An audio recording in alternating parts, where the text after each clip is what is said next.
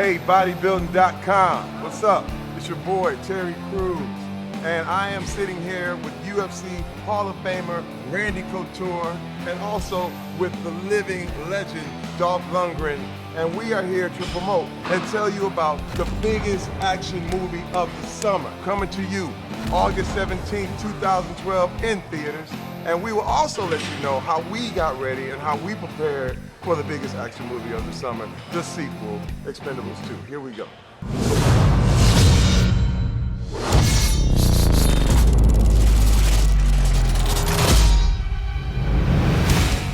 Hey, I'm Dolph Lundgren. I play Gunnar Jensen, who's a Swedish drunk who kills people for a living. And he managed to sort of become part of the team in this picture instead of being this kind of offbeat character in the first one. So it's a lot of fun for me. Have the biggest knife of everybody, I think, and I'm the craziest. Well, you know, I am Terry Crews, and I play Hail Caesar, who's the weapons specialist of the group. In the group, all of us, we all have our own specialty, and with me, one of the unsung characters in the movie is my AA-12 shotgun, which is one of the best guns that was ever created of all time. I'm Randy Couture, and I play Toll Road in Expendables 2. Toll Road is kind of a college-educated misfit, demolitions expert, and I think in a lot of ways these crazy guys are his family, so he kind of sticks up for the guys, kind of pulls the unit together a lot. Expendables 2 is a lot different than Expendables 1 in that everybody knows and is waiting for what's coming. You know, everybody's waiting to see, you know, how much bigger and better. And the way it's different is that it is bigger and better. We added Chuck Norris to the cast. We added Jean-Claude Van Damme to the cast. We actually shot in Europe and basically blew up Bulgaria in many, many ways. That country will never be the same. Well, you know, in the last picture, I was kind of the odd one out, you know, the crazy Swede who kind of ran off.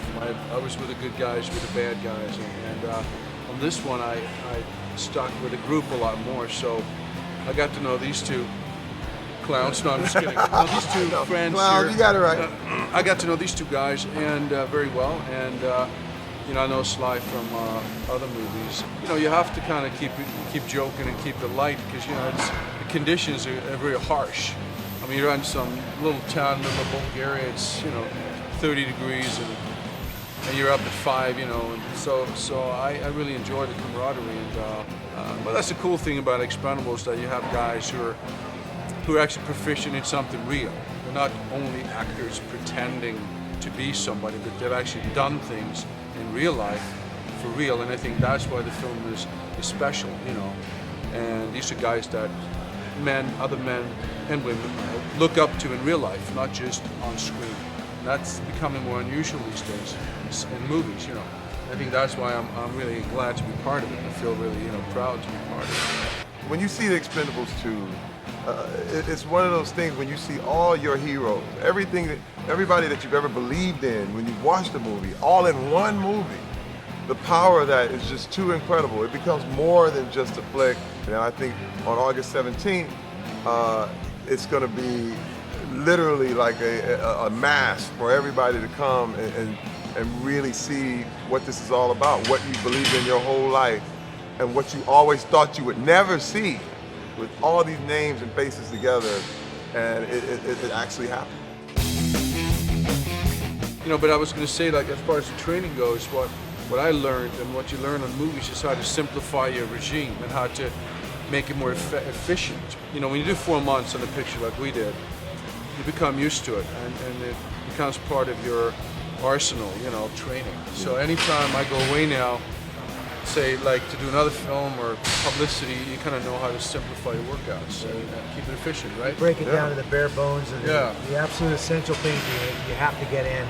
You don't have a lot of extravagant equipment or workout partners or things that you're used to having. So you kind of just break it down right down to the root of what you need to get done to maintain and stay in shape. And, no, I kept my training the same as what I would use to get in great shape for a fight. Obviously, it's a little different, a little less intense. a little less sparring oriented, a little more strength and conditioning oriented going into the film.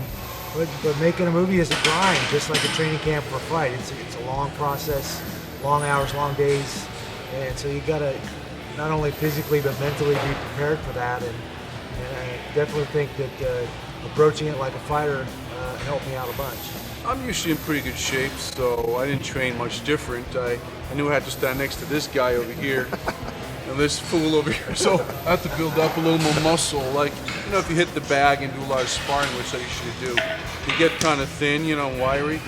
But, you know, in the film, you want to look a little more muscular, so I think I was about 10 pounds heavier than I am now when I did the film. A little more shoulders and arms, because that's what you see when you're wearing the cut-off t-shirts and stuff like that. So that's kind of how my program changed.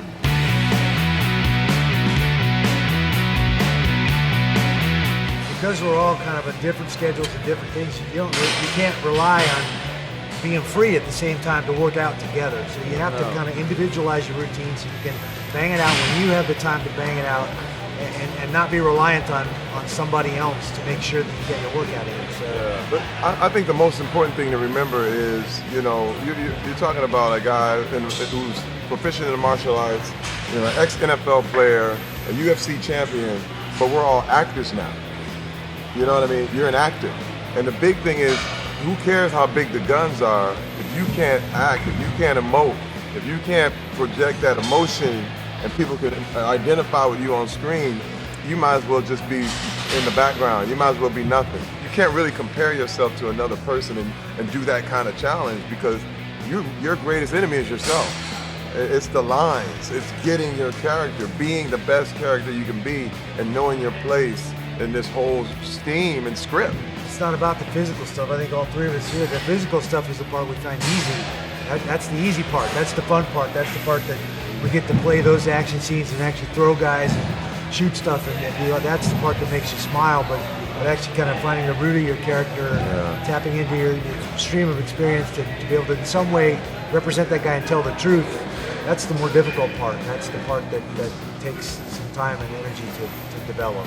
And also, when you're talking about the long hours, we weren't near a gym, so we had to ask if the hotel would extend their hours for us, and thank God they did, because we were all panicking at first, like, you know, how are we going to get our workouts in? It's not like in the States where you have a 24-hour place over here, and it was very, very limited. The Sly himself went down and made the arrangements with the owner, and they extended the hours early and later. So whatever we needed, we were given, and I'm truly thankful for that. Actually, it was a really nice hotel. We had a great hotel.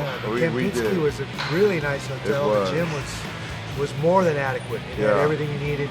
When we invaded that hotel, we invaded that place, you know, it changed the dynamic. I don't think it'll be the same, because everybody saw, you know, how committed we were to health and fitness. I think in Europe, it's almost a given. You think in Europe that they're all, you know, European bodybuilding and that whole thing, but it's just not as big as it is in the States.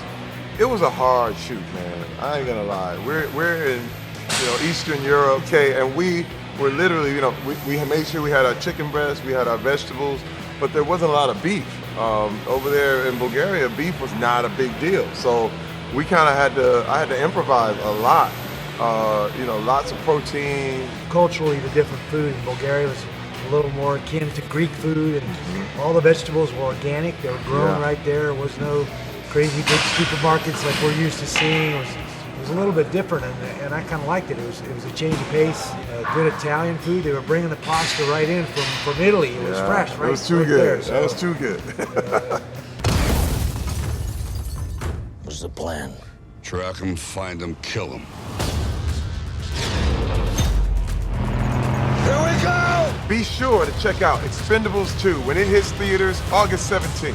For more content like this, make sure you check out Bodybuilding.com.